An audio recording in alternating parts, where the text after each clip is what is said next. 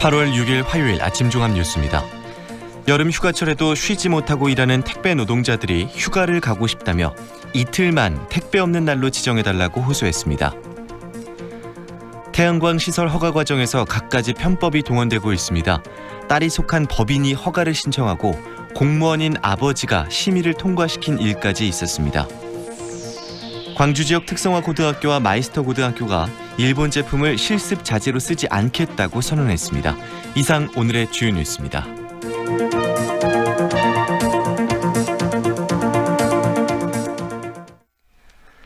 여름 휴가가 절정을 맞았지만 휴가는커녕 하루 종일 땡볕에서 더위와 싸우는 사람들이 있습니다. 바로 택배 노동자들인데요. 휴가가 보는 게 소원이라며 단 이틀만 쉬게 해달라고 시민들에게 호소하고 있습니다. 남궁욱 기자가 취재했습니다. 10년째 택배 일을 하는 고영태 씨. 35도가 웃도는 폭염 속에서 하루 12시간 가까이 뛰어다니다 보면 온몸은 금세 땀으로 젖습니다. 엄청 덥죠. 택배 노동자 고영태 씨입니다. 굉장히 덥고요. 쉬기가 힘들어요. 잠깐 쉬면은 그만큼 배달이 늦어지기 때문에. 이렇게 10년 넘게 일했지만 정작 제대로 된 휴가는 가본 적이 없습니다. 고 씨 같은 택배기사들이 쉬는 날은 일요일과 공휴일 뿐입니다. 개인 사업자로 계약해 연차 휴가가 없고 혹시라도 쉬려면 맡은 물량을 대신 처리해줄 사람이 필요하기 때문입니다. 상담 당했을 택배 노동자 고영태 씨입니다. 가족 친족만 가능하고 나머지 부분은 뭐 몸이 아프다든가 그런 거 개인이 책임져야 됩니다. 더위와 일에 지친 택배 노동자들이 시민들에게 휴가를 갈 수 있게 도와달라며 호소하고 나섰습니다. 8월 16일과 17일을 택배 없는 날로 지정해달라는 겁니다. 목요일이 광복절인 만큼 이틀을 쉬면 최장 나흘의 휴가를 갈 수 있기 때문입니다. 국민들에게는 택배 노동자 기본권 쟁취 선창길 본부장입니다. 호소드립니다. 택배사는 8월 16일, 17일 택배 없는 날 휴식을 보장하라. 시민들도 택배 노동자들의 주장에 고개를 끄덕였습니다. 거리 설문조사에서 90%가 넘는 사람들이 택배 없는 날에 찬성했습니다. 안 해야지. 광주시 두암동 임광순 씨입니다. 안 가면 스고스 제일 고생한 사람들이 택배기사들이야. 2017년 서울노동권익센터 조사에 따르면 택배 노동자들의 노동시간은 한 주에 평균 74시간, 한 해 3,800여 시간에 달했습니다. 하지만 택배회사들은 개인 사업자인 택배기사들이 자율적으로 휴가를 가는 것일 뿐 택배 없는 날 지정은 어렵다는 입장을 밝혔습니다. MBC 뉴스 남궁욱입니다. 경찰이 클럽 붕괴 사고 관계자 3명을 추가로 입건하는 등 수사에 속도를 내고 있습니다. 광주 클럽 안전사고 수사본부는 지난해 9월 사고 클럽을 점검하지도 않고 허위 점검 보고서를 쓴 진단업체 관계자 1명을 업무상 과실치사상 혐의로 입건하는 등 3명을 추가로 입건했습니다. 또 클럽과 공동대표의 주거지 등을 압수수색해 휴대전화 등을 분석하고 있습니다. 국립과학수사연구원은 2차 현장 감식을 통해 불법 증축된 구조물이 얼마만큼의 무게를 견딜 수 있게 시공됐는지 조사했습니다. 전남지방경찰청 소속 고위 간부가 갑질 의혹이 제기돼 대기 발령됐습니다. 전남지방경찰청은 A경정이 올 초부터 최근까지 부하 직원들에게 부당한 지시를 하는 등 이른바 갑질을 했다는 의혹이 제기돼 최근 A경정을 대기 발령하고 감찰을 진행하고 있습니다. 전남지방경찰청은 갑질 피해를 입은 직원들을 불러 1차 조사를 마쳤고 조만간 A경정을 상대로 사실관계를 확인한 뒤 의혹이 사실로 드러날 경우 징계 등 엄중 조치할 계획입니다. 태양광 시설 허가 과정에서 편법이 동원되고 갖가지 의혹이 쏟아지고 있습니다. 딸이 속한 법인 명의로 신청을 하고 간부 공무원인 아버지가 심의를 해서 허가를 내주는 황당한 경우까지 있습니다. 박영훈 기자가 취재했습니다. 주민들이 1년째 허가 취소를 요구하며 반발하고 있는 장흥 유치면 태양광 시설 부지. 18,000여 제곱미터로 사실상 하나의 부지나 다름없지만 법인은 두 곳으로 나눠져 있습니다. 10,000제곱미터 미만은 더 까다로운 상급 기관의 심의를 받지 않습니다. 이 같은 편법은 거의 모든 지역에서 공공연한 비밀이 돼버렸습니다. 거의 90% 장흥군 복합민원팀 노춘섭 팀장입니다. 다른 지역도 대부분 뭐 지금 여기는 그래도 2개 업체가 들어왔지만 다른 지역은 6개, 심지어는 10개 업체가 들어온 지역도 많이 있습니다. 허가 심의도 엉터리입니다. 신청 건수가 많다는 이유로 전문가와 주민 등 15명으로 구성된 도시계획위원회 대신 과장급 공무원 3명과 군의원 2명 등 5명으로 구성된 개발분과위원회에서 이루어졌습니다. 직원이니까 인근 주민입니다. 뜻에 의해서 따라갈 수밖에 없는 그런 구조로 되어 있다는 거죠. 5명의 분과위원 중 과반수인 3명 이상 참석해서 과반수가 찬성하면 통과하는 시기다 보니 황당한 일이 벌어졌습니다. 장흥현 태양광 부지의 경우 딸이 속한 법인이 신청한 서류를 당시 군청 과장이었던 아버지가 심의해 허가가 난 것입니다. 관련 규정을 어긴 것으로 문제가 불거지자 해당 과장은 지난해 말 퇴직했고 장흥군은 뒤늦게 감사 결과를 거쳐 수사를 의뢰할 방침입니다. 인근 주민입니다. 어느 감독관이 나와서 세척제를 쓰는지 검사를 해야 되는 제도가 있었는데 그런 제도는 아예 없고요. 허가 나면 끝이에요. 일단 허가 내보고 보장. 허술한 사전 심의부터 사후 관리까지 태양광 시설 건립을 둘러싼 잡음은 계속되고 있습니다. MBC 뉴스 박영훈입니다. 광주 지역 특성화 고등학교와 마이스터 고등학교가 일본 제품 불매 운동을 선언했습니다. 광주시 특성화 마이스터고 교장단은 성명을 통해 일본 정부의 무역 보복과 비인도적인 침략 행위를 비판하면서 실험 실습 기자재와 비품, 재료 등의 일본 제품을 사용하거나 구입하지 않겠다고 밝혔습니다. 광주형 일자리 자동차 공장 합작 법인이 이번 달 안에 설립될 것으로 전망됩니다. 이병훈 광주시 문화경제부시장은 자동차 공장 합작법인 투자자들과 주주 간 협약 체결과 주금 납입을 완료하고 8월 중으로 발기인 총회를 거쳐 법인 설립 절차를 마무리하겠다고 밝혔습니다. 최근 문제가 불거진 배당금 배분과 관련해서는 1, 2대 주주인 광주시와 현대자동차가 재무적 투자자들에게 배당 몫을 우대하는 방식으로 합의했다고 설명했습니다. 광주시는 합작법인의 명칭과 임원 명단 등은 이번 달로 예정된 발기인 총회에서 논의해 공식 발표할 예정입니다. 호남대학교가 내년부터 e스포츠 산업학과와 만화 애니메이션 학과를 새로 개설해 신입생을 선발한다고 밝혔습니다.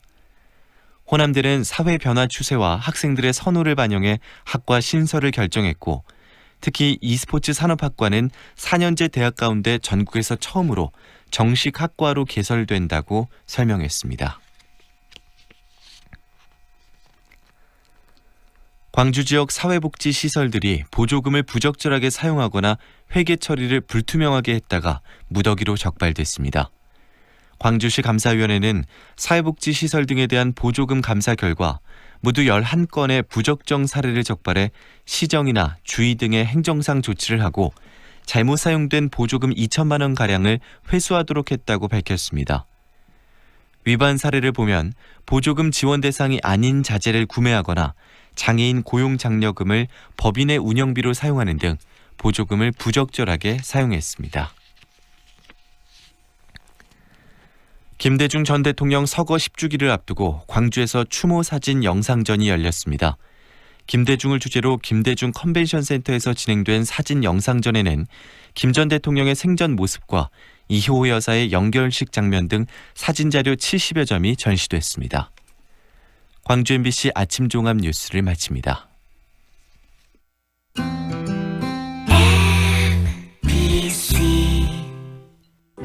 연기자 정동환입니다. 가끔 그 사람이 떠오를 때면 저도 모르게 하늘을 올려다봅니다. 누구나 그렇지요. 그리운 사람이 보고플 때면 을에 하늘을 올려다보게 되는 것. 사람이 곧 하늘이기 때문이죠. 사람을 하늘같이 섬깁니다. 스카이 장례식장. 광주 MBC 장각의 문화 탐방. 모두가 손꼽아 기다린 장각의 지금이 기회입니다. 장각의 필수 코스만 쏙쏙 구른 실속 여행을 떠나보세요. 자세한 문의는 광주 226-6070입니다.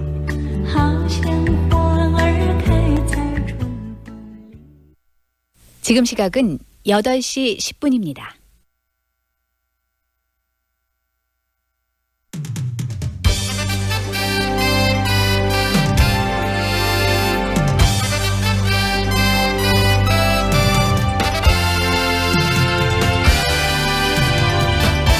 황동현의 시선 집중. 황동현의 시선 집중 2부 시작합니다. 일본 정부는 한국의 반도체 산업을 겨냥한 수출 규제 조치를 내렸고 지금 한 달이 지났습니다. 그리고 지난 금요일이었죠. 또 그 강요 회의를 통해서 우리나라를 수출 심사 우대국 명단, 이른바 이 화이트리스트에서 제외하는 결정을 내렸습니다. 우리 정부도 현재 한일 군사 정보 보호 협정 이 지소미아 파기를 검토하고 있다고 하는데요. 이번 한일 갈등 사태의 본질 그리고 이 정부의 대응이 적절한지 이야기를 나눠보는 시간을 갖겠습니다. 민주평화당 천정배 의원 연결하겠습니다. 한국전력공사와 이 나주문화원이 나주 청년 활동을 지원하는 청년 공방을 엽니다. 청년들의 다양하고 참신한 아이디어로 꺼져가는 원도심 거리를 좀 환하게 밝히고 또 나주의 공예가, 디자이너, 음악가들의 창작자들의 창작 활동을 할 수 있는 공간을 확보해 주겠다는 그런 의미 있는 사업인데요. 최기복 나주문화원장으로부터 그 사업의 내용 오늘 듣는 시간도 준비했습니다. 호남에서 처음으로 구석기 시대의 자치가 확인된 곳이 바로 보성강 유역입니다. 이곳 보성강변에는 전라남도 기념물로 지정된 장신북 유적이 자리하고 있다고 하는데요. 호남의 아주 오랜 역사, 옛날을 대변할 뿐 아니라 일본과 중국 또 시베리아 등 동북아시아의 후기 구석기 문화와 관련성을 보여주는 그런 유적들도 많다고 합니다. 그래서 역사적 그리고 학술적 가치가 크다고 하는데요. 그 유적에 대한 이야기 오늘 듣는 시간 준비했습니다. 장흥신문 안명규 기자와의 인터뷰도 준비되어 있습니다. 황동현의 시선 집중 계속됩니다. 이대리, 그때 불렀던 출장 뷔페가 쿠바하우스요. 맞아, 쿠바하우스. 통돼지 바베큐에서 단체 도시락까지 맛도 좋고 직원도 호응도 좋았지? 그럼 이번에도 당연히 쿠바하우스지. 출장 뷔페 전문기업 쿠바하우스. 검색창에 쿠바하우스 클릭. 여기는 4차 산업혁명을 이끌어갈 에너지 신산업과 미래형 자동차 전장산업의 중심. 광주형 일자리로 함께 성장하고 든든한 지원과 혜택으로 기업 경쟁력을 높이는 혁신적인 클러스터. 모이면 더 큰 미래가 보입니다. 광주 국가혁신 클러스터. 이사 걱정 없는 맘 편한 집 있을까? 출퇴근 편하고 생활이 편하고 거기다 8년 5일 전세로 마음까지 편한 집? 그래, 바로 여기야. 8년 동안 내 집처럼 8년 후엔 내 집으로. 첨단 한국 아델리움. 모델하우스 오픈 중. 문의 710-9700 한국건설. 좁은 국토를 효율적으로 활용하여 에너지 영토를 넓혀가는 기업이 있습니다. 탑솔라. 생명의 가치를 높이고 미래의 변화를 준비합니다. 하늘의 태양을 땅의 태양으로. 탑솔라. 상무와 수완이 가까운 프리미엄의 중심, 무진로 지나리체 리버뷰가 옵니다. 무등산 영산강 특급 조망, 원스톱 중심 생활을 누리는 명품 중대형 무진로 지나리체 리버뷰. 062-223-0002 진화건설. 우리 지역 다른 먹거리를 소비자와 있는 삼포농협 하나로마트 로컬푸드 직매장이 나주 혁신도시에 찾아왔어요. 진심을 파는 쇼핑의 즐거움과 안심을 사는 삼포농협 하나로마트 로컬푸드 직매장에서 새로운 만날 기회. 8월 오픈. 삼포농협 하나로마트 로컬푸드 직매장. 100세 시대 4차 산업혁명, 새로운 미래가 시작되는 대학. 만 30세 이상이거나 특성화고 졸업 후 3년 이상 재직자는 수능 없이 서류 전형만으로. 일학습 병행과 다양한 장학 혜택까지. 조선대학교 미래사회융합대학 2020학년도 수시 모집. 9월 6일부터 10일까지 홈페이지에서 도전하세요. 소형급 태풍인 프란시스코가 일본 가고시마 북동쪽 해상에서 북진하고 있습니다. 태풍은 오늘 밤 사이에 경남 남해안에 상륙하겠고 내일 오후에 속초 해상을 빠져나가겠습니다. 광주 전남 지역은 오늘 밤부터 비가 내리기 시작해서 내일 태풍의 영향권에 들며 강한 바람과 함께 비가 내리겠습니다. 예상 강수량은 20에서 39mm입니다. 내일 오후에 비는 그치겠습니다. 월산교차로에서 장성 나들목 방향으로 월산교차로 지난 지점 2차로 막고 공사 중입니다. 철종로 용봉 굴다리에서 북부경찰서 사거리 방향, 현대병원 맞은편 1차로에 고장난 승용차 서 있습니다. 주의해서 지나시길 바랍니다. 상일로 모아 제1아파트에서 상무주공 사거리 방향 정체되고요. 양일로 오비맥주에서 본촌산단 사거리 방향으로 신호 2번 필요합니다. 무등도서관 사거리에서 말바우 사거리 방향으로 밀리고요. 이어지는 구간들 길게 서행 흐름 이어집니다. 현재 출근길 곳곳에 안개 끼는 곳이 있습니다. 안개 낀 구간을 지나실 때는 안개등을 꼭 점등해 주셔야 하고요. 시야 확보가 어렵기 때문에 평소보다 서행으로 운전하셔야 합니다. 출근길 안전운행 하시기 바랍니다. 오늘 미세먼지 농도는 보통 단계를 나타내고 있습니다. 현재 광주의 기온은 28도, 습도는 69%입니다. 지금까지 좋은 아침 좋은 일자리, 광주 전문 취업 어플 사랑방자 협찬 교통정보의 신혜빈이었습니다. 황동현의 시선집중과 함께하고 계시는 지금 시각 8시 16분 막 지나고 있습니다. 일본이 한국을 겨냥해서 주요 수출 품목을 규제를 했고요. 또 이번에는 화이트리스트에서 제외를 시켰습니다. 한국을. 예상했던 일이라고는 하지만 우리 기업들 피해가 걱정인데요. 이번 한일의 이런 사태의 본질이 과연 무엇이고 또 이 문제를 해결하기 위해서 정부가 나서야 될 방향성에 대한 이야기 오늘 듣도록 하겠습니다. 정부의 강력 대응을 촉구하고 계신 분이죠. 민주평화당 천정배 의원 연결합니다. 안녕하세요, 의원님. 예, 안녕하세요. 천정배입니다. 네, 이 한일 간의 갈등이 최고조를 향해서 달리고 있다라고들 이야기를 하고 있는데요. 현재의 사태, 우리 의원님께서는 어떻게 보고 계십니까? 일본이 우리를 상대로 지금 경제 전쟁의 선전포고를 해왔죠. 네. 예, 반도체와 같은 우리의 핵심 제품 생산을 어렵게 만들어서 우리 경제의 목을 지금 조르려는 것입니다. 예, 이 문제는 발단은 강제동원이라는 과거사 문제 아닙니까? 네. 그런데 일본이 이것을 이제 경제 문제로 확전을 해왔단 말이에요. 네. 이것은 이 한국의 관계를 파탄시키는 행위로서 규탄해야 합니다. 네. 근데 우리 입장에서는 일본이 전쟁을 걸어왔으니 국가적 역량을 총동원해서 싸워서 이겨야 합니다. 네. 예, 이번 위기를 기회로 삼아서 우리 경제 체질을 강화하고 그동안 첨단 산업에서 일본에 대해서 여러 가지 종속을 보여왔는데 여기에서 벗어나는 그런 전화위복의 계기로 만들어야 한다고 생각합니다. 네, 당초에는 반도체와 관련된 세계 품목에 대한 규제를 강화를 하다가 이번에는 아예 화이트리스트에서 좀 배제를 했는데 이런 일본의 어떤 전략들 이런 상황들이 우리 경제에 많은 또 영향을 주는 게 사실 아니겠습니까, 의원님? 네, 그렇습니다. 그 이제 화이트리스트 배제 자체는 수출, 네. 그러니까 우리 입장에서 보면 수입이죠. 네. 이 수출에 필요한 행정 절차가 복잡해진다는 것입니다. 네. 그래서 앞으로 일본 정부가 어떻게 운영하느냐에 따라서 그 효과, 파급 효과가 크게 달라집니다.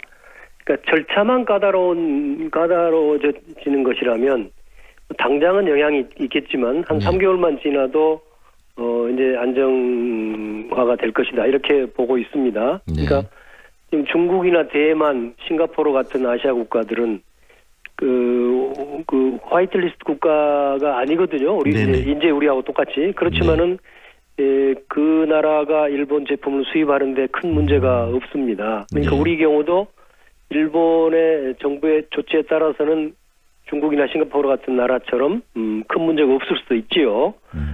그런데 만일에 일본 정부가 절차만 까다롭게 하는 게 아니라 그것을 통해서 아예 핵심 그 부품 소재 같은 걸 수출을 못하게 막아버린다면 그 피해는 막대하죠. 반도체의 경우에 우리나라 수출의 20%를 차지하고 있지 않습니까? 네네. 그런데 그 생산에 상당한 차질이 생길 수 있습니다. 네. 엊그제 대외경제정책연구원이 분석한 바에 따르면 반도체 생산이 10% 줄어들면은 우리 국내 총 생산, 그러니까 GDP라고 하죠. GDP의 2.7% 내지 0.27 내지 0.44%가 감소할 거라고 합니다. 네. 네, 엄청나죠. 0.44%면 어쨌든 우리 경제에 엄청난 피해가 있지요.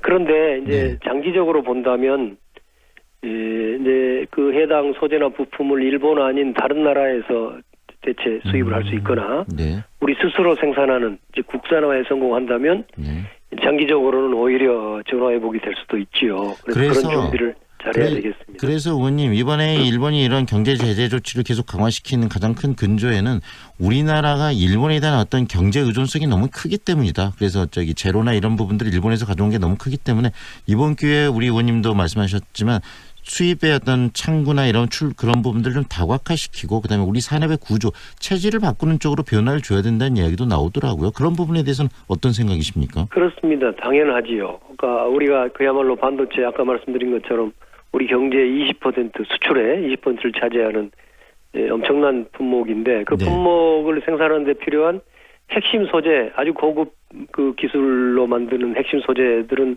우리가 일본에 의존하고 있다는 것이 큰 문제 아니겠습니까? 네. 그래서 이번 기회에 그런 첨단 핵심 소재도 우리 스스로 만들 수 있는 그런 기술과 체질을 갖춰야 되겠죠. 그러려면은 정부에서도 많은 지원이 있어야 되고 네. 특히나 우리 대기업과 그런 핵심 소재를 만들 수 있는 중소기업들 간의 협력, 네. 또 중소기업들의 기술력이나 실력이 늘어날 수 있도록 그런 부분이 지원을 필요하겠네요. 아끼지 말아야 되겠죠.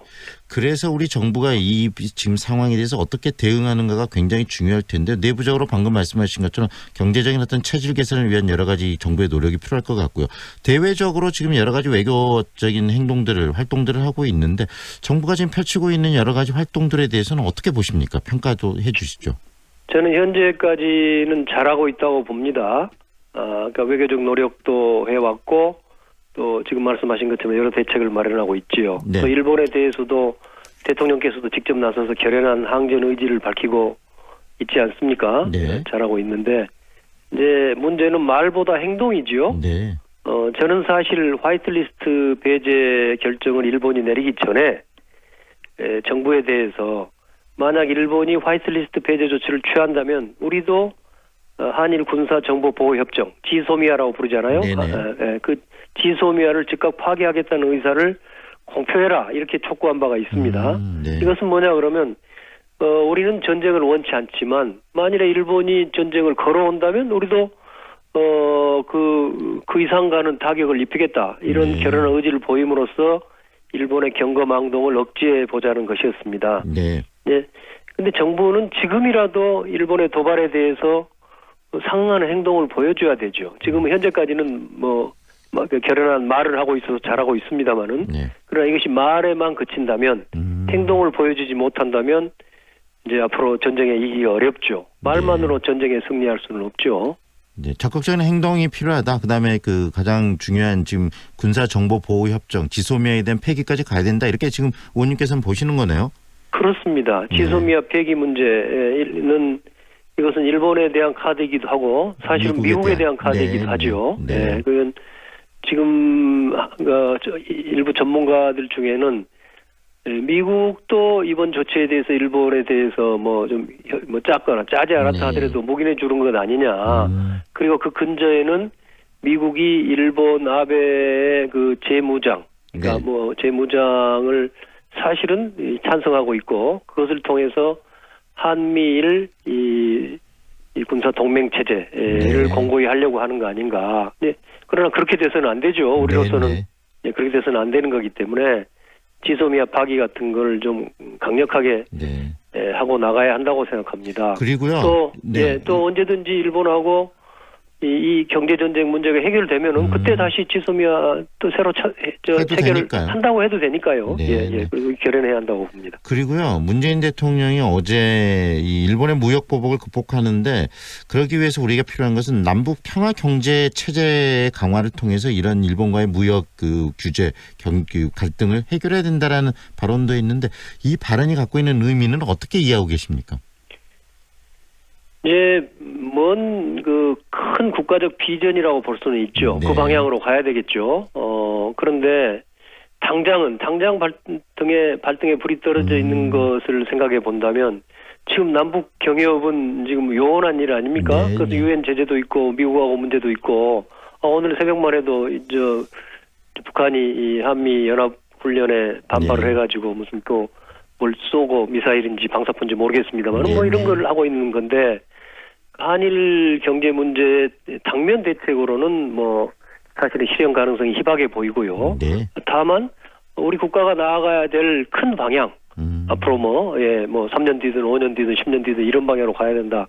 이런 점에서는 절대적으로 올바른 거지요. 방향성은 맞지만 현재 이 전투 국면, 지금 그 국지적인 어떤 전쟁 국면에서 과연 해법이 될 수 있는가에 대한 의구심도 있으신 거네요, 의원님께서. 그렇습니다. 그거 뭐 당장의 전투에는 큰 도움은 안 될 것 같습니다. 그리고요, 지금 이런 부분들을 보면서 일부 언론에서는 지금 우리나라가 너무 뜨겁게 반응한 거 아니냐, 좀 더 차갑게 하고 일본과의 관계 개선을 또 노력해야 된다라는 그런 발언들을 하고 있는 일부 언론들도 끊임없이 이야기되고 있는데, 그런 언론들의 반응, 그다음에 일부 야당을 중심으로 하고 있는 그 현 정부에 대한 비판적인 시각, 이런 부분에 대해서는 어떻게 이해를 해야 될까요? 저는 좀 자유한국당이나 일부 그 세력들의 반응에 대해서 좀 이해할 수가 없고 걱정하고 있습니다. 네. 우리가 일으킨 전쟁이 아니지 않습니까? 그런데 우리가 주권을 수호하고 앞으로 국익을 수호하려면 일본이 전쟁을 걸어오면 거기에 상응하는 우리도 조치를 취해야 되는 것이지, 그냥 종이 호랑이처럼 말만 한다든가 그냥 굴종적인 태도만 취한다면 당장 우리의 피해가 두려워서 그럼 앞으로 계속적으로 일본한테 깔보이게 되고, 그러면 결국은 일본이 원하는 예컨대 재무장이라든가 또 그것을 위한 아베가 헌법 개정을 바라고 있다는데, 그 일본의 평화헌법을 이제 전쟁을 할 수 있는 헌법으로 고친다든가 하는데 우리가 동의하지 않을 수 없는 그런 상황으로 몰릴 수도 있는 거 아닙니까? 그래서 저는 일부 야당의 그런 태도는 저는 문제가 있다고 보고요. 또 한편으로는 집권 여당에서도 연구원에서 한일 관계 갈등이 높아질수록 내년 선거 유리하다, 이런 분석을 하기도 했다고 그러는데, 이것은 그야말로 있을 수 없는 일이지요. 지금 국가가 전쟁에 돌입하고 있는데 자기들의 당파적 이익을 따지고 있는 거니까요. 이런 태도들은 이제 정말 비판받아서 마땅하고 그런 일이 있어서는 안 된다고 봅니다. 정말 국민들이 불매운동까지 하고 있으면서 이런 그 정부의 어떤 정책이나 경제 전쟁에서 지금 최전선에 나서고 있는데, 특히 여당에서 그 하나의 연구소에서 그런 이야기들을 꺼내서 의원들에게 돌렸다는 건 참 어이없는 일 아니겠습니까? 말도 안 되는 일. 그렇습니다. 그에 대해서 확고한 조치가 있어야 되겠죠. 네. 지금 이것은 전쟁이라는 단어로까지 우리 의원님께서 표현하셨는데, 이 한국과 이 일본의 이 경제적인 어떤 갈등 구조 어떻게 풀어나가야 된다고 생각하시는지 마지막으로 이 대안 던져주시죠. 지금 우리 국민적 입장에서는 불매운동 잘하고 있습니다. 그건 이제 제가 경제 전쟁이라고 비유를 했는데 그렇게 비유한다면 이건 의회 활동 아닙니까? 우리 정부도 잘해야 되지만 국민들도 자발적으로 열심히 해야 되고요. 정부 입장에서는 우선 외교적 노력을 강화해야 되겠죠. 사실은 이 발단이 된 강제동원 판결은 작년 10월에 있었습니다. 그런데 지난 8개월여간에 과연 정부의 외교적 노력이 충분했는지 우리가 좀 그건 반성해 볼 필요가 있고요. 또 하나는 이제 일본이 이 국제 자유무역 질서를 깨뜨리고 나오지 않습니까? 그에 대한 국제 여론에 호소하는 활동, 지금까지 해오고 있으면 잘하고 해야 될 것 같고요. 그것은 그대로 하면서도 우리가 일본에 대해서 적어도 일본이 우리에게 타격을 가하는 만큼 상응하는 또는 그 이상 가는 행동을 보여주는 것, 이것들이 지금 우리가 해야 될 일이라고 봅니다. 그게 바로 강력한 대응, 그렇게 지금 의원님께서 표현하신 바로 그런 행동 아니겠습니까? 그렇습니다. 네, 의원님 오늘 말씀 여기까지 들을게요. 고맙습니다. 예, 감사합니다. 지금까지 민주평화당 천정배 의원과 함께했습니다.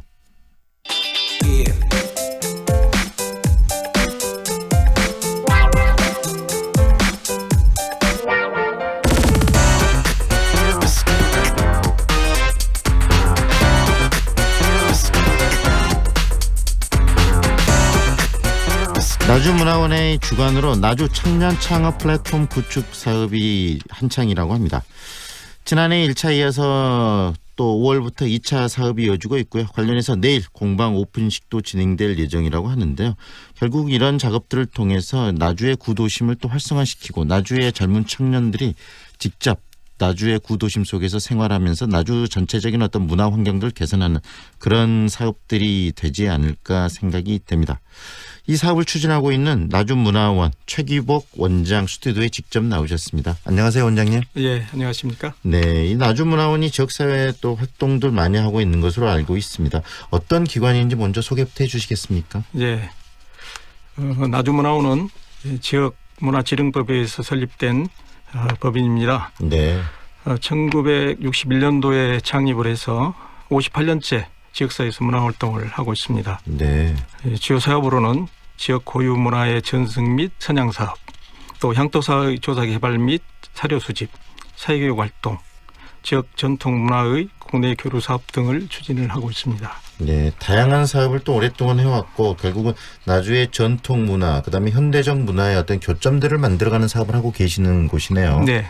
이번에 또 굉장히 그 지역 활성화, 구도심 활성화를 위해서 그 큰 사업들도 추진 중이신 걸로 알고 있는데 이 메이커 나주라고 표현이 되고 있습니다. 이 청년 창업 플랫폼 구축 사업이라고 들었는데 네. 어떤 사업인지 소개 좀 해주세요.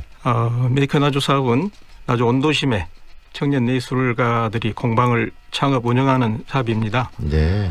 점점 늘어나는 나주 원도심의 빈 상점에 입점을 해서 공간에 활기를 불어넣어주고 젊고 역량 있는 청년들이 나주에서 자리를 잡고 창작 예술 활동을 할 수 있도록 지원하는 사업입니다. 결국은 청년 예술가들의 사업 환경들을 만들어줌으로 인해서 거기에서 나주 발전, 구도심 활성화의 시너지를 만들어내겠다는 말씀이시네요. 네. 지금 내일 청년 공방 오픈일 아니겠습니까? 네. 네, 준비는 잘 또 꼼꼼히 해오신 걸로 알고 있는데 어떤 공방들이 함께하게 되는 겁니까? 네. 지난 6월 달에 공모에 선정된 청년들이 각 공간에 입주를 해서 공방 인테리어에서부터 콘텐츠 개발까지 준비한 것들을 선보이는 그 자리가 되겠습니다. 네. 이 공방에는 도자기, 팝아트, 인형극, 해금, 대금, 또 영상 크리에이터, 나주 여행사, 청년 계획 등 다양한 장르에서 활동하고 있는 청년들이 참여하고 있습니다. 결국은 예술가들도 참여를 하고 있고 또 여행사들, 나주를 또 알리고 또 나주에 많은 사람들을 유입하게 할 그런 여행사까지도 함께하는 사업가와 예술가들이 함께 이 공방 활동들을 함께 하는 거네요. 네, 그렇습니다. 네, 요즘에 청년 지원 사업들이 뭐 광주도 그렇고 여기저기 한창인데요. 나주에서 이렇게 청년 공방 또 청년의 창업들을 만들어내고 이끌어 가시는데 부여하는 의미도 있으실 것 같아요. 네. 청년 공방은 나주의 미래가 될 청년들이 본인이 원하는 분야에서 창작 예술 활동을 하면서 지속 가능한 콘텐츠를 개발하는 미션을 가지고 있습니다. 단순한 일자리 창출이 아닌 도시 재생과도 관련 있는 사업으로서 네. 원도심 활성화에도 의미가 크다고 생각을 합니다. 네, 도시 재생 말씀하셨는데 청년들이 직접 참여해서 도시를 가꾸고 다시 활력을 불어넣는다는 게 굉장히 의미 있는 거 아니겠습니까? 그래서 지난해도 추진해왔고 올해도 한국전력공사와 함께 이 사업을 추진하시잖아요. 네, 네. 어떤 계기로 나주문화원과 한국전력공사가 이렇게 협력을 하게 됐는지도 좀 그 계기도 궁금한데요. 네, 소개 좀 해주세요. 이 한전은 나주 혁신도시로 이전한 후에 다양한 분야에서 나주시와 상생을 도모하는 사업들을 추진을 하고 있습니다. 작년에도 문화원에서 공방 사업을 진행을 했었는데 네. 청년들로만 구성한 이 사업을 한번 해봤으면 좋지 않겠느냐 이런 네. 제안이 와서 공모를 통해서 작년에 사업을 했었고 올해까지 연속 사업으로 추진을 하고 있습니다. 네, 결국 세계적인 그 에너지 기업인 한전이 지역의 구도심 활성화에 관심을 갖고 함께한다는 것이 또 굉장히 의미 있는 부분이겠네요, 네. 원장님. 네. 네, 이 메이커 나주가 진행되는 나주 원도심이 그 굉장히 역사적으로는 의미가 있지만 굉장히 또 요즘에 쇠락한 것도 사실 아니겠습니까? 네. 그래서 어떤 모습으로 변화될 것이라고 이 기대하시는 이 기대치도 있으실 것 같아요. 네. 그 이야기도 좀 해주세요. 네. 나주의 원도심은 현재 문화재 보호구역으로 묶여 있는 구역이 많습니다. 네. 문화재를 보호하기 위해서 지나친 개발을 제한하고 있는데 이에 대한 대안은 공간의 역사성을 고려한 문화예술 활동 또 이와 어울리는 상권들이 형성되기를 바라고 있습니다. 그리고 기존 상권과 더불어서 메이커 나주와 같은 청년들의 활동들이 안정적으로 자리 잡기를 기대하고 있습니다.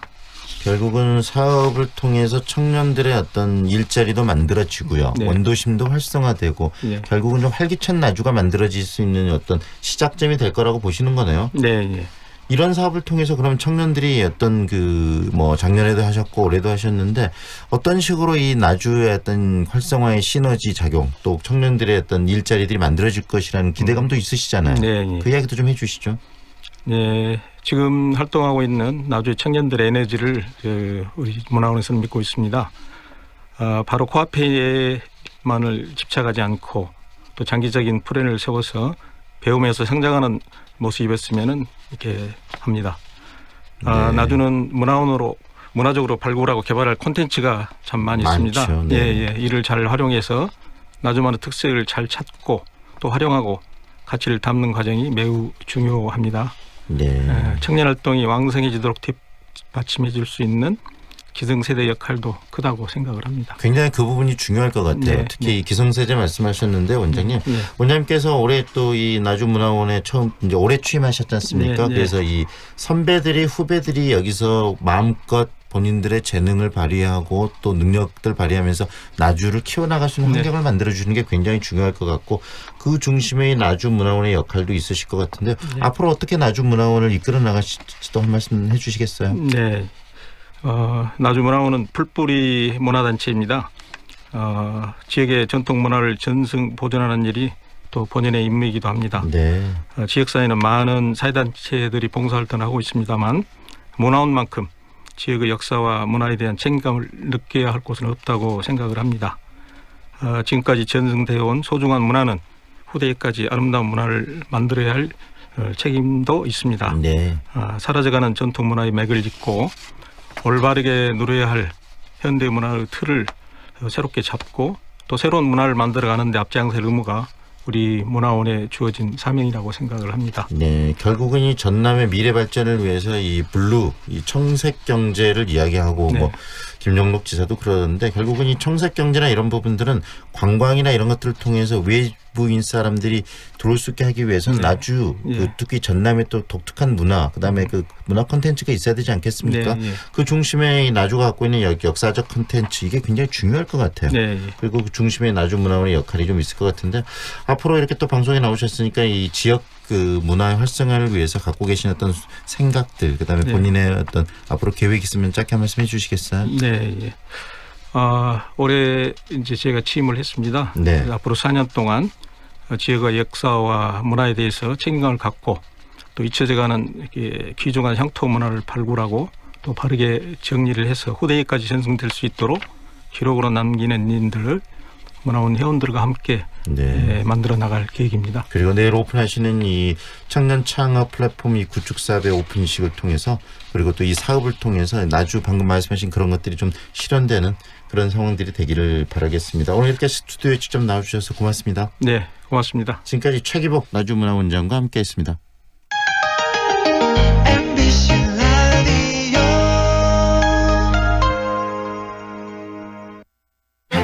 우리의 꿈을 펼치는 곳, 우리의 취업과 창업을 성취하는 곳, 광주대학교.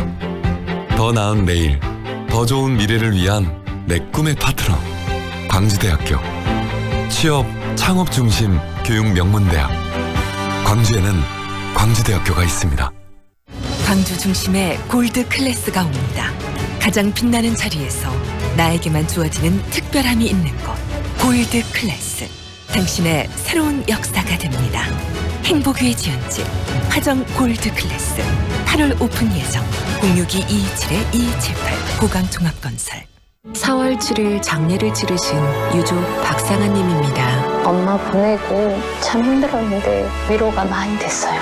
3월 4일 장례를 치르신 유조 전승현님입니다. 덕분에 잘 치렀습니다. 정말 감사합니다. 진정한 위로 남문 장례식장. 경제적으로 어려운 이웃들이 스스로 새로운 삶을 열어갈 수 있도록 광주시 자회생상품 공동브랜드 소소드림이 더 큰 희망을 드리겠습니다. 착한 소비로 소중한 나눔을 실천하는 소소드림. 자회사업 참여 이웃들의 아름다운 내일을 응원합니다. 광주광역 자회센터 93.9 Feelings between the sheets. Why am I caressing my mama's fat knees? 세상을 보는 지역의 눈. 여러분은 지금 황동현의 시선 집중과 함께하고 있습니다. 장흥 신북 구석기 유적은 국내 보고된 구석기 유적 가운데서 가장 크고 또 유물의 밀집도도 높아서 그 가치와 의미가 굉장히 높다고 합니다. 이곳 신북마을에서만 아직 발굴되지 않은 그런데 면적만 또 3만 평이 넘기 때문에 앞으로 대대적인 더 조사 발굴이 이루어지게 되면 더 이 구석기에 대한 역사 그리고 구석기의 의미에 대해서 알게 되는 그런 의미 있는 유물들이 더 나오지 않을까라는 싶기도 하는데 신북 구석기 유적이 지니고 있는 의미에 대해서 오늘 들어보도록 하겠습니다. 장흥신문 안명규 기자 연결합니다. 안녕하세요, 기자님. 예, 안녕하십니까. 네, 기자님 아침에 이 장흥의 이 해동사에 나와 계신다고 들었는데 이 해동사 하면은 안중근 의사의 사당 아닙니까? 예, 전국 유일무이하게 네. 제례를 지내고 있는 안중근 의사님 사당이라 할 수 있겠습니다. 네, 이른 아침에 이 해동사에 나와 계신 특별한 이유가 있으세요? 지금 일제 강점기 향수를 그리면서 네. 다시 경제 침탈로 우리나라를 강점하고자 하는 아베 신조의 헛된 꿈을 분쇄하기 위해서 네네. 정신무장도 하고 네. 오늘 인터뷰를 하는 장소로 물색을 해서 나오게 되었습니다. 네, 우리 기자님의 굉장히 의지가 느껴지는데요. 그런 의미에서 또 요즘에 이 한일 관계 이 부분에 대해서 우리 국민 모두가 또 단결해서 이 또 여러 가지 또 국민의 의식들 강화시키는데 우리 기자님도 그래서 해동사에 나와 계시는 거네요. 예, 네. 그렇습니다. 오늘 지금 이야기를 해주실 장흥 신북 구석기 유적, 우리 지역에 이런 구석기 유적이 있었다는 걸 미처 많이 모르고 있을 텐데요. 청취자분들께서도 언제 어떻게 발견된 유적인지 소개부터 해주시겠어요? 예, 전남 장흥 신북 구석기 유적은 2003년부터 2004년까지 조선대 이기길 교수님 팀에 의해서 세상에 알려졌습니다. 그 유적의 중요도의 가치에 따라 2008년 4월 11일 전라남도 기념물 238호로 지정되어 오늘에 이르고 있습니다. 네. 신북 유적의 추정 면적이 4만 평이어서 지금까지 보고된 후기 구석기 유적 중 밀집도, 분포도가 가장 크고 또한 6천여 평에 발굴해서 3만 1,000여 점의 구석기 유물이 쏟아져 나왔다는 것을 알려드리겠습니다. 결국은 또한 네. 하덕자리가 6개나 드러나서 후기 구석기인들의 생활상을 잘 보여주고 있을 뿐만 아니라 그 당시 한반도에서 가장 큰 살림터로 추정됩니다. 그래서 제가 첫 인사 때 구석기 수도 청정장흥이라는 말씀을 드렸던 것입니다. 네, 장흥이 물이 많고 공기가 좋다는 것은 알고 있었고 또 대체의학이 발달했다는 여러 가지 사업들이 있다는 건 알고 있었지만 또 구석기 유적지로 의미가 있다는 부분, 바로 그게 옛날부터 이 장흥이 사람들이 살기 굉장히 좋은 쾌적한 환경을 가지고 있다는 것을 또 반증하는 거 아니겠습니까? 네, 당연합니다. 네, 이 신북 구석기 유적이 갖고 있는 역사적 학술적 가치도 소개 좀 해주시죠. 예. 우리나라 서남부 젖줄인 보성광 유역이 있는데요. 여기에서 발견된 신북유적의 가치가 너무나도 중요한 3가지가 있습니다. 네. 첫 번째가 교과서를 다시 써야 한다입니다. 네. 우리 앵커님께서도 학창시절에 구석기 시대는 타제석기, 신석기 시대는 마제석기라고 배우셨을 텐데요. 네네. 신북에서 이 부동의 진리를 뒤집었던 것입니다. 어떤 이야기죠? 구체적으로 좀 알려주세요. 예, 알겠습니다. 일본에서 보고된 구석기, 마제석기가 일부 있었기는 하는데요. 네. 우리 장흥 신북 유적에서 숫돌, 칼돌, 갈린돌 등 20여 점의 마제석기가 출토돼서 구석기 시대에는 타제, 네네. 신석기 시대는 마제를 썼다는 학설을 무너뜨려서 세계 고고학계에 관심을 모았고 그래서 역사 교과서를 다시 써야 할 정도의 가치가 입증된 유물이라 하겠습니다. 결국은 이 구석기 시대인데도 마제석기를 썼다는 이야기는 구석기를 살았던 사람들이 굉장히 지능이나 이런 부분들이 좀 발달해 있다라고 볼 수 있는 거 아니겠습니까? 그렇습니다. 이 지역에 살던 구석기인들은. 예. 네. 그렇기 때문에 앞으로 학술적인 연구도 많이 필요할 것 같고요. 보존도 필요하고 또 이 부분을 관광 자원을 어떻게 좀 활성화시킬 수 있을 것인가. 이 보존하면서 이것들을 지역 경제와 연계시킬 수 있는 그런 고민들도 굉장히 필요할 것 같은데 그런 논의들이 지역에서 많이 좀 활성화되고 있습니까? 기자님. 예. 도 기념물 지정 후에 10년 동안 아무런 진행 사항이 없어서 아쉬움이 너무 컸습니다. 네. 그래서 장동면과 장흥군의 그 뜻 있는 인사들이 모여가지고 신북 유적 보존에 함께 장흥군이 힘을 모아서 국가 사적 지정을 신청하고 천사박물관 건립에 나서기로 뜻을 모으고 네. 정종순 장군수님과 황주영 국회의원님 면담을 했는데 네. 두 분 다 모두 적극 추진하자는 강한 의지 표명이 있었습니다. 네. 그래서 신북 구석기 유적을 더 발전시키고 구석기 수도 청정 장흥 이미지를 전국에만 알릴 수 있다면 네네. 우리 장흥군의 농수축산물은 지역경제 활성화에도 큰 몫을 담당하리라고 자신하고 있습니다. 네, 이 구석기 유적이나 이런 유적들을 보러 멀리 또 가고 그다음에 또 이 그 여러 가지 다른 지역에만 있을 거라고 생각했는데 멀지 않은 장흥의 이런 구석기 유적 그것도 방금 말씀하신 것처럼 마제 석기를 쓰는 구석기인들이 살았던 구석기 유적이 있다는 게 참 의미 있고요. 앞으로 이런 정보들을 좀 더 많이 좀 들었으면 좋겠습니다. 기자님 오늘 말씀은 여기까지 들을게요. 고맙습니다. 네, 대단히 감사합니다. 지금까지 장흥신문 안명규 기자와 함께했습니다.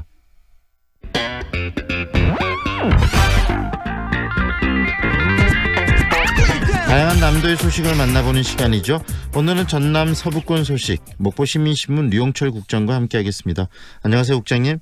예, 안녕하세요. 네, 목포를 비롯한 전남 서남권 자치단체에서 여름 축제가 좀 풍성하게 열리고 있는데요. 특히 바다를 끼고 있기 때문에 더 그러는 거 아니겠습니까? 네, 그렇습니다. 그 소식 좀 전해주시죠. 네, 목포를 비롯한 신안군, 진도군, 해남군 등이요. 전남 서남부 지역에서요. 여름 축제가 풍성하게 열리고 있습니다. 네. 목포시에서 열리는 여름 축제와 행사가 눈에 띄는데요. 오는 8일부터 10일까지 사흘간요. 목포 사막도에서 올해 첫 그 섬의 날 행사가 열립니다. 네네. 국가 기념일로 지정된 이후에 처음으로 열리는 기념 행사인데요. 이 8일 날 열리는 그 섬의 날 행사에는요. 네. 이낙연 국무총리와 행정자치부 장관 등 정부의 그 주요 인사들도 참석할 것으로 예상돼서요. 지역에서는 아주 의미 있는 행사로 보고 있습니다. 네. 이 외에도 목포시에서는 국제 파워보트 대회 목포 그 평화광장에서 열리죠. 네. 이달 말에는 그 세계 마당 페스티벌이요. 목포 원도심 일원에서 열립니다. 80년대 민해 운동을 이끌었던 목포 대표적인 극단 갯돌이요. 개최하는 행사인데요. 네. 남도 마당극 예술의 그 진수를 보여주며 매년 열리고 있습니다. 네. 이에 또 친안군에서는 홍도 온추리꽃 축제를 시작으로 해서요. 증도 갯벌 축제 등을 개최를 합니다. 네. 그리고 다도의 비경을 배경으로 해서 개최되는 해수욕장 개장식과 각종 피서객을 위한 축제가 열리고 있습니다. 해남군에서도 오늘부터요. 오는 10일까지 한여름밤의 문화축제가 해남의회에서 개최합니다. 네. 송호 해변에서 개최한 해변 가요제하고 불꽃 축제가 열렸는데요. 네.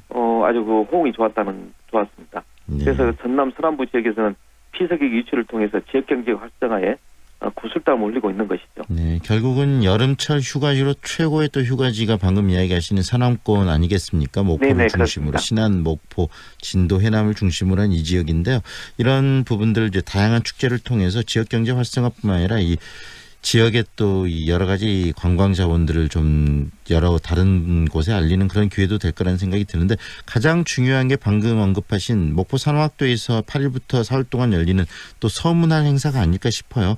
올해 처음으로 지금 열리는 서문화 행사 아니겠습니까? 네, 그렇습니다. 섬의 날 기념 행사가요.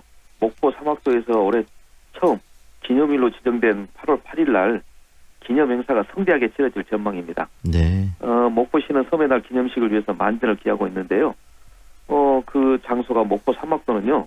1895년도 그러니까 목포항이 근대적 개항을 맞은 1897년보다 2년 앞선데요. 네. 1895년도에 일본인에게 불법으로 팔렸다가 해방되던 해 1945년 되찾은 아픔을 간직한 섬입니다.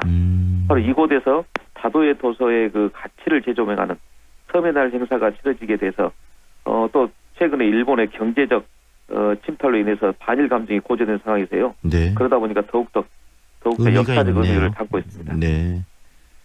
행정안전부는요. 8일부터 10일까지 만남의 섬, 미래를 여는 섬을 주제로 대한민국 섬 페스티벌을 통해서 섬의 매력을 전 국민이 함께 누리는 축제의 장으로 만든다는 계획을 하고 있습니다. 이번 그 행사장에는 섬 전시관이라든가 뭐 페스티벌이라든가 섬에 관련된 푸드쇼 등 뭐 사흘 동안 내내 그 섬의 문화와 전통을 느낄 수 있는 다채로운 그 프로그램들이 마련되고 열릴 예정입니다. 네. 이와 함께 그 K-팝 콘서트도요 열리는데요. 또 이렇게 그 여름밤을 수놓을 수 있는 불꽃놀이 아주 그 화려하게 열릴 것으로 보입니다. 목포시는 그 폭염이 지속되는 지난 주말에요 행사장을 긴급 점검했습니다.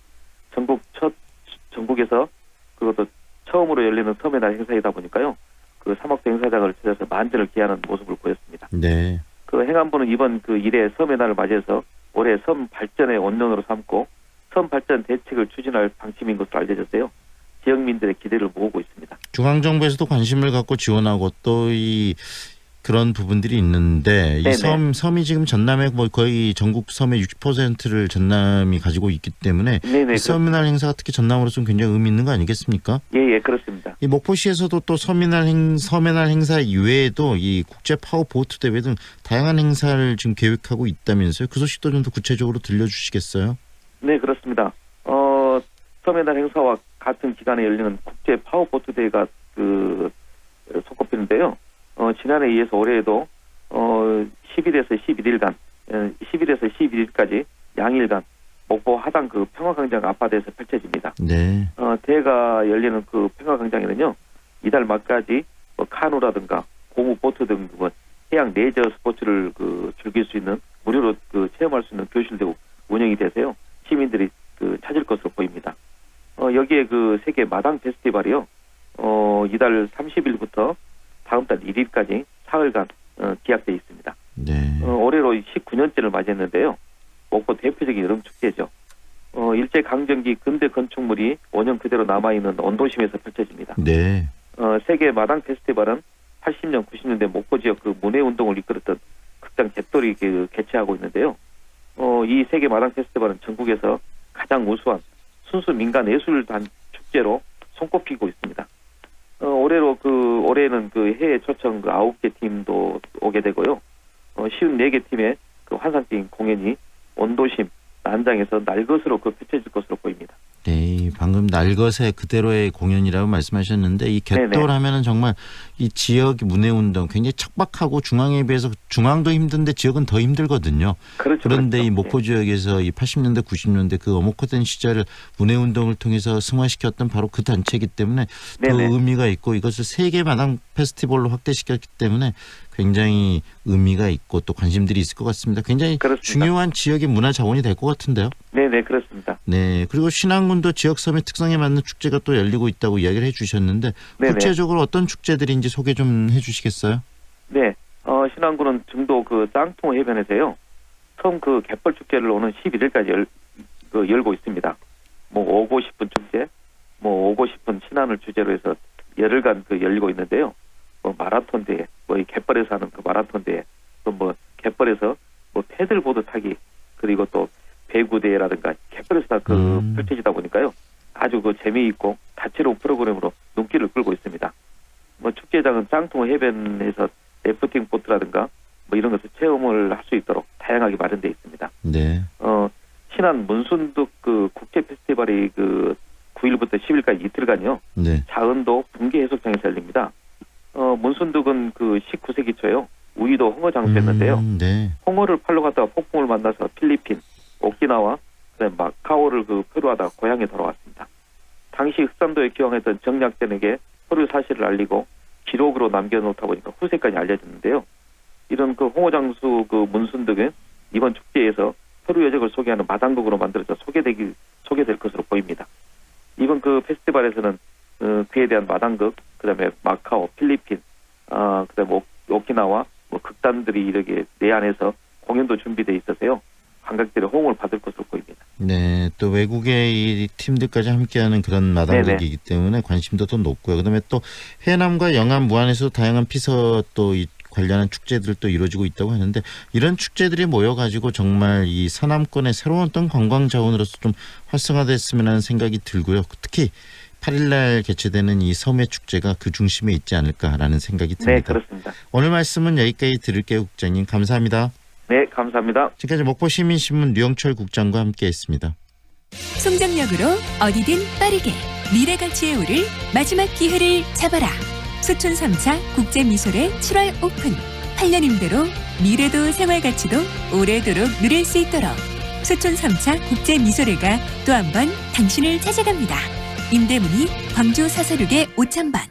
광주 중심에 골드 클래스가 옵니다. 가장 빛나는 자리에서 나에게만 주어지는 특별함이 있는 곳. 골드 클래스. 당신의 새로운 역사가 됩니다. 행복 위의 지연집 화정 골드 클래스 8월 오픈 예정. 062-227-2278 보강종합건설. 이사 걱정 없는 맘 편한 집 있을까? 출퇴근 편하고 생활이 편하고 거기다 8년 5일 전세로 마음까지 편한 집? 그래 바로 여기야. 8년 동안 내 집처럼 8년 후엔 내 집으로. 첨단 한국 아델리움 모델하우스 오픈 중. 문의 710-9700 한국건설. 좁은 국토를 효율적으로 활용하여 에너지 영토를 넓혀가는 기업이 있습니다. 탑솔라. 생명의 가치를 높이고 미래의 변화를 준비합니다. 하늘의 태양을 땅의 태양으로. 탑솔라. 프리미엄 SUV의 모든 기준 집 그랜드 체로키 8월 리미티드 디젤 출시 기념 그랜드 체로키 최대 1260만 원 할인. 집 그랜드 체로키 지금 지프 전시장으로 문의하세요. 황동현의 시선 집중이 오늘 준비한 내용은 여기까지입니다.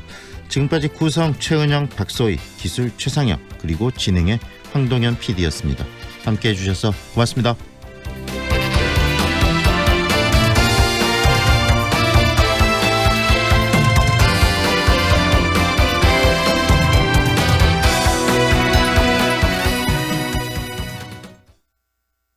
약은 8시 57분입니다.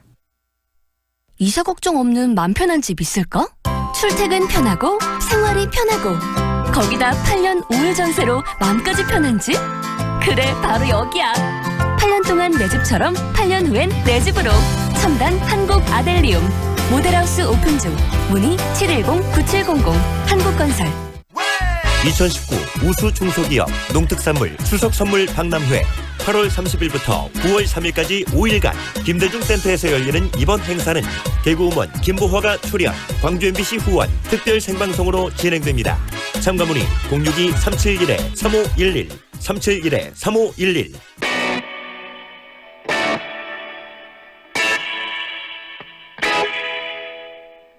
안녕하세요. 저는 요리사 배종훈입니다. 음식은 첫 번째 눈으로도 먹는다고 생각을 하거든요. 식당이라는 게 단순히 음식만 먹는 곳이 아니라 조금 더 컨텐츠를 만들어 보고 싶어서 이 컨텐츠를 많이 이렇게 접목시키고자 처음 시작하게 됐어요. 간단하지만 맛있는 게 쉬우면서도 어렵거든요. 이렇게. 가장 기본적인 거 어렵다고 The Simple but Delicious가 저는 제 요리의 철학이라고 생각합니다. 광주 외식업계에 제 색깔이 들어갈 수 있는 레스토랑을 하고 싶은 게 제 꿈입니다. 광주 MBC는 인생 코스를 디자인하는 청년들을 응원합니다. 청년의 꿈을 키우는 남도 청출어람. 이 캠페인은 글로벌 공기업 한국농어촌공사와 함께합니다.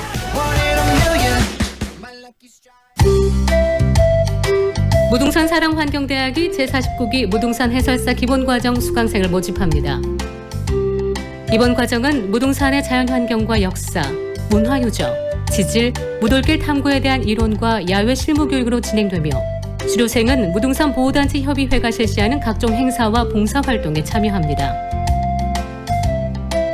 무등산 사랑운동, 해설, 봉사활동에 관심 있는 시민이면 누구나 지원 가능합니다. 자세한 내용은 무등산 보호단체 협의회 홈페이지와 광주 전화 5282-1187로 확인하시면 됩니다. 이 행사는 광주 MBC, 무등산 국립공원 사무소, 무등산 보호단체 협의회, 광주 녹색환경지원센터가 공동 주최합니다.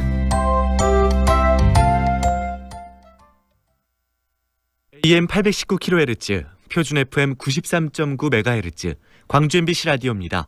HLCN. 친구처럼 다정한 연인처럼 MBC 문화 여러분의 다정한 친구 광주문화방송이 9시를 알려드립니다.